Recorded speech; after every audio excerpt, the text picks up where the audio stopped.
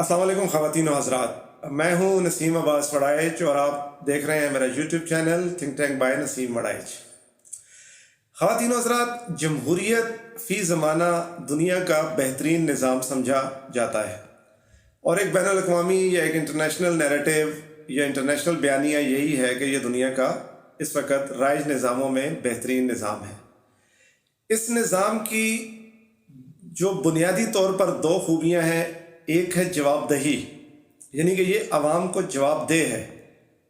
دوسرا یہ کہ یہ وہ سسٹم ہے جس میں عوام ہی اپنی نمائندہ حکومت چنتے ہیں۔ اس کی ایک جو جامع تعریف کی جاتی ہے وہ یہی ہے: government of the people, by the people, for the people. لیکن ترقی یافتہ ملکوں میں بلا شبہ یہ نظام کامیابی سے چل رہا ہے، لیکن ترقی پذیر ممالک اور خصوصاً تھرڈ ورلڈ کنٹریز اور ہم جیسے ممالک میں اس نظام کی ناکامی کی بنیادی وجوہات کیا ہیں؟ تو ہم اس کی جو بنیاد ہے جمہوریت کی، جو دو خصوصیات ہیں، اسی کے حوالے سے اس نظام کو جانچتے ہیں۔ سب سے پہلے یہ نظام جواب دہی کے اصول پر جو ہے قائم ہے، یعنی کہ حکومت جس کو عوام چنتے ہیں، اپنے ووٹوں سے چنتے ہیں، اپنے نمائندوں کو پارلیمنٹ میں بھیجتے ہیں، اور پارلیمنٹ کے اوپر ایک پریشر ہوتا ہے کہ انہوں نے جو کچھ کرنا ہے وہ عوامی فلاح میں کرنا ہے، اور اگر وہ عوامی فلاح میں کام نہیں کریں گے تو ڈیفینیٹلی جب ان کو 5 سال کے بعد دوبارہ عوام میں جانا پڑے گا تو عوام جو ہے وہ اس وقت ان سے حساب لے سکتے ہیں اور کارکردگی کی بنیاد پر ان کو ریجیکٹ کر سکتے ہیں۔ بہت آئیڈیل سچویشن ہے، لیکن بدقسمتی سے ترقی پذیر ممالک میں اور تھرڈ ورلڈ کنٹریز میں ایسا نہیں ہوتا۔ ہمارے ملک کی مثال بالکل آپ کے سامنے ہے۔ کوئی ایک بھی نمائندہ اپنے آپ کو جواب دہ نہیں سمجھتا، کوئی وزیر اپنے آپ کو پارلیمنٹ کے آگے جواب دہ نہیں سمجھتا، کوئی پرائم منسٹر اس پارلیمنٹ کو عزت دینے کے لیے تیار نہیں ہوتا۔ ہمارے ملک کے اس وقت بے تحاشا مسائل ہیں۔ آپ میں سے جو لوگ تو ارلی 80s کی سیاست کو جنہوں نے دیکھا ہو اور اس وقت پرکھا ہو وہ تو جانتے ہوں گے، لیکن چونکہ یوتھ جو ہے وہ تو پیدا ہی بہت بعد میں ہوئی اور ان کے سامنے شاید وہ تمام ہسٹری موجود نہیں ہے۔ تو 1988 سے اس جمہوری نظام کا آغاز ہوا تھا۔ 85 کی اسمبلی تو غیر جماعتی اسمبلی تھی، اور پریزیڈنٹ ضیاء الحق کی ڈیتھ جو 1988 میں ہوئی، اس کے بعد محترمہ بے نظیر بھٹو حکومت میں آئیں، پھر میاں صاحب آئے، پھر بے نظیر آئیں، پھر میاں صاحب آئے، پھر جو ہے وہ مارشل لا لگا پرویز مشرف کا، پھر تیسری بار میاں صاحب حکومت میں آئے، پیپلز پارٹی حکومت میں آئی۔ مجھے اچھی طرح یاد ہے کہ بجٹ ایک بڑا زبردست اور ایک اہم ایونٹ ہوا کرتا تھا، کیونکہ تنخواہوں میں اضافے سے لے کر چیزوں کی مہنگائی یا سستی کرنے کا تعلق بجٹ سے ہوتا تھا۔ اس زمانے میں پی ٹی سی ایل کی لوکل کال 80 پیسے یا 90 پیسے کی ہوتی تھی، ارلی 90s کی بات کر رہا ہوں، تو اس میں 10 پیسے کا اضافہ بھی بجٹ میں کیا گیا تھا، اور اس کو بھی بہت مہنگائی گنا جاتا تھا۔ ٹیکس چونکہ نئے لگتے تھے تو چیزوں کی قیمتیں پارلیمنٹ طے کرتی تھی۔ پیٹرول کی قیمت اگر بڑھتی تھی، چاہے وہ پیسوں میں بڑھے، تو اس کی جو ہے وہ اپروول پارلیمنٹ سے ہوتی تھی، یعنی کہ بجٹ میں ہی پیٹرول کی قیمت بڑھائی جاتی تھی، بجٹ میں ہی گیس کی قیمت بڑھائی جاتی تھی، اور بجٹ میں ہی بجلی کی قیمت بڑھائی جاتی تھی۔ یہ میں بیسک یوٹیلیٹیز کی بات کر رہا ہوں، اور ٹیکسز کا فیصلہ بھی بجٹ میں ہی کیا جاتا تھا، اور پھر وہ قیمتیں 1 سال تک مستحکم رہتی تھی۔ نو ڈاؤٹ کہ مارکیٹ فیکٹرز کی وجہ سے بہت سی کموڈیٹیز ایسی ہیں جن کی جو ہے قیمتیں بڑھتی تھیں، چاہے وہ روزمرہ کے استعمال کی چیزیں ہوں، آٹا دال چینی ہو، لیکن یہ چند چیزیں جس طرح آپ کو بتایا کہ بجلی، پانی، پیٹرول، گیس، یہ قیمتیں، ٹیلی فون، یہ قیمتیں بجٹ میں سال میں 1 دفعہ بڑھائی جاتی تھی۔ یہ دور چلتا رہا۔ 99 کے بعد جو ہے وہ ایک دوبارہ جب مارشل لا کا دور آیا تو پیٹرول کی قیمتوں کو اس وقت ماہانہ بنیادوں پر شوکت عزیز کی گورنمنٹ نے انٹروڈیوس کروایا۔ نتیجہ آپ کے سامنے کہ ہر مہینے کبھی پیٹرول مہنگا اور کبھی سستا ہو رہا ہے۔ اور خان صاحب نے تو جو ہے وہ اس پہ انتہا کر دی کہ وہ 15 دن کے اوپر چلا گیا سسٹم. کہاں وہ قیمتیں 1 سال کے لیے ڈیسائیڈ ہوتی تھی اور کہاں ہر 15 دن کے بعد.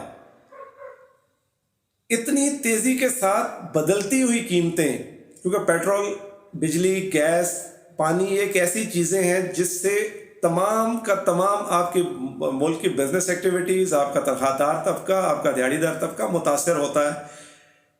اپنے گھر کا بجٹ پلان نہیں کیا جا سکتا. 15 دن کے بعد یہ نہیں پتا کہ پیٹرول اور بجلی کی قیمتیں کیا ہوں گی. پرویز مشرف کی حکومت نے یہ بہت غلط سٹیپ لیا اور پارلیمنٹ بائی پاس ہو گئی. یعنی کہ ہمارے ان فائنینشیل خرچوں کے اوپر، فائنینشیل ٹیکسز کے اوپر پارلیمنٹ کا ایک ہولڈ تھا. وہ پارلیمنٹ جو نظام جمہوریت میں جواب دہی کے اصول پر بیٹھی ہوئی ہوتی ہے، وہ پارلیمنٹ جس کے ارکان نے عوام میں جا کے جواب دینا تھا. لیکن اس کے بعد ہوا کیا؟ پرویز مشرف کا دور گزر گیا. ہم کاف لیگ کو اگر کسی حد تک جو ہے اسے استثناء دے دیں کہ وہ ڈائریکٹ ماشاء اللہ کی چھتری کے نیچے ایک حکومت تھی اور معروف معنوں میں جمہوری حکومت نہیں گنی جا سکتی تھی، لیکن پارلیمنٹ موجود تھی. اس کے بعد پیپلز پارٹی کا دور آیا، 5 سال انہوں نے پورے کیے، پارلیمنٹ موجود تھی. میاں صاحب کا دور آیا، 5 سال انہوں نے، مسلم لیگ نون نے گورنمنٹ کی، پارلیمنٹ موجود تھی. 2.5 سال سے اوپر خان صاحب کو ہو گئے، پارلیمنٹ موجود ہے. یعنی کہ یہ پہلی بار دیکھا جا رہا ہے کہ لگاتار چوتھی اسمبلی جو ہے وہ وجود میں آئی ہے. 3 اسمبلیاں پیچھے اپنی مدت پوری کر کے جا چکی، 3 حکومتیں اپنی مدت پوری کر کے جا چکی. یاد رہے، پرائم منسٹر کے چینج ہونے سے اگر اسی پارٹی کی حکومت رہے تو اس کو حکومت ختم ہونا نہیں کہتے. تو تینوں پارٹیز کی حکومتوں نے، کاف لیگ، پیپلز پارٹی اور نون لیگ، انہوں نے اپنا ٹینیور پورا کیا. کیا پرویز مشرف کے پارلیمنٹ سے چھینے گئے اختیارات کو ان میں سے کسی نے بھی پارلیمنٹ کو واپس کرنے کی کوشش کی؟ کیا پارلیمنٹ نے اپنا اختیار دوبارہ کھینچنے کی کوشش کی؟ کیسے یہ ممکن ہے کہ ایک ادارہ باہر بیٹھے بیٹھے 15 دن کے بعد جو ہے وہ پیٹرول کی قیمتیں بدل دیتا ہے؟ جب جس ادارے کا دل کرتا ہے وہ اپنی بجلی کی قیمتیں چینج کر لیتا ہے، جب دل کرتا ہے گیس کا ٹیرف چینج ہو جاتا ہے.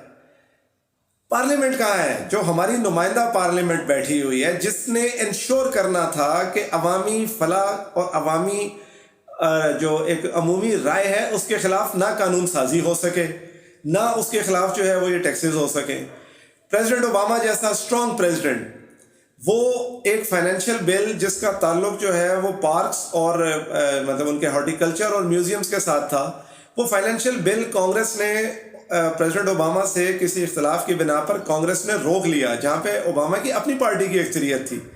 تو امریکہ میں پارکس بند ہو گئے، میوزیمز بند ہو گئے، وہ سٹاف جو ہے وہ لے آف ہو گیا، کیونکہ پریزیڈنٹ اوباما اتنا مضبوط نہیں تھا کہ وہ ان ایک مالی کو تنخواہ جاری کرنے کے بھی احکامات دے سکتا، کیونکہ وہ 1 روپیہ بھی خرچ کرنے کے لیے کانگریس کی منظوری کا محتاج ہے. وہ ہے جمہوریت کا حسن، جس کو ہم جمہوریت جمہوریت جمہوریت کہتے ہیں. یہاں بڑی بڑی وارداتیں فائنینشیل ڈال دیتی ہے حکومت، کوئی کابینہ سے نہیں پوچھتا. کابینہ کو چھوڑیں، اس کے بعد پارلیمنٹ سے بھی کوئی نہیں پوچھتا. تو یہ پارلیمنٹ ایک ربر اسٹیمپ کے طور پہ ہے، اور اس کا ٹوٹل جو قصوروار ہیں وہ پچھلے 4 وزرائے اعظم ہیں. 4 وزرائے اعظم، اسپیشلی اس لیے کہوں گا، وزرائے اعظم تو زیادہ رہے لیکن چلیں ہم 4 اسمبلیاں، 4 حکومتیں کہہ سکتے ہیں. مسلم لیگ کاف کی حکومت، پاکستان پیپلز پارٹی کی حکومت، مسلم لیگ نون کی حکومت، اور اب پی ٹی آئی کی حکومت. ان میں سے کوئی پارلیمنٹ کو عزت دینے کے لیے تیار نہیں. کوئی وزیر اعظم پارلیمنٹ میں آنے کے لیے تیار نہیں ہوتا تھا. یوسف رضا گیلانی خیر سب سے زیادہ پارلیمنٹ میں آتے رہے، لیکن پارلیمنٹ کو پارلیمنٹ کے یہ اختیار نہیں دیے گئے.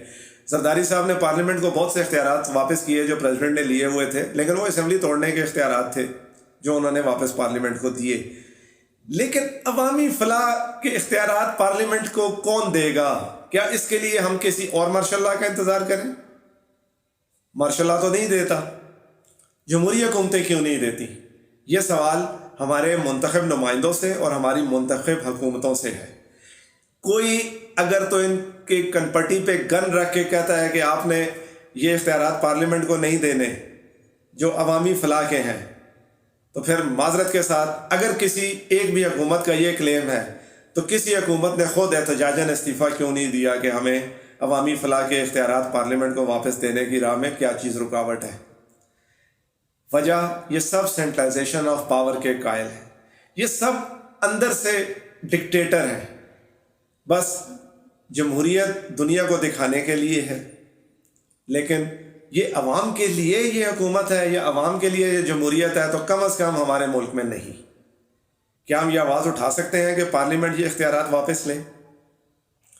چلیں جی، حکومت کا تو ہم نے مان لیا کہ ان کا ویسٹڈ انٹرسٹ ہے، لیکن ان 4 اسمبلیوں میں کیا کسی اپوزیشن نے کوئی ایسا بل ٹیبل کیا کہ عوامی فلاح کا کوئی جو ہے وہ کام یہ پارلیمنٹ جو ہے وہ ٹیبل کرے اور ایسا قانون بن جائے کہ یہ مجبور کر دیا جائے حکومت کو، آج ہی کوئی یہ انیشیٹو لے لے کہ حکومت کو مجبور کر دیا جائے کہ آپ پیٹرول، گیس اور بجلی کی قیمتیں نہیں بڑھا سکتے جب تک آپ پارلیمنٹ سے منظوری نہیں لے لیتے۔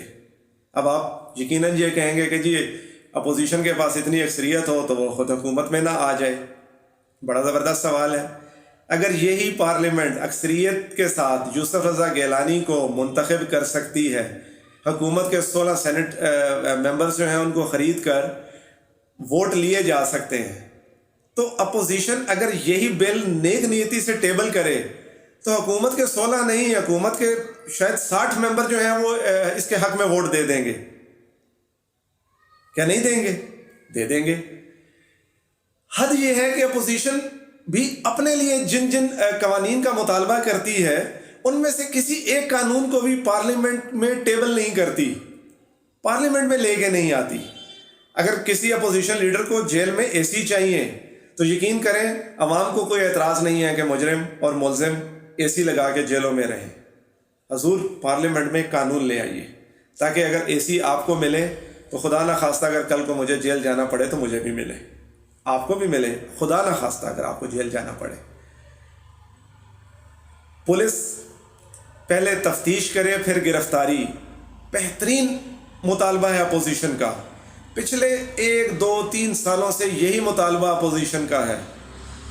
حضور ایک بل، ایک لا ڈرافٹ کریں، پارلیمنٹ میں لے کے آئیں۔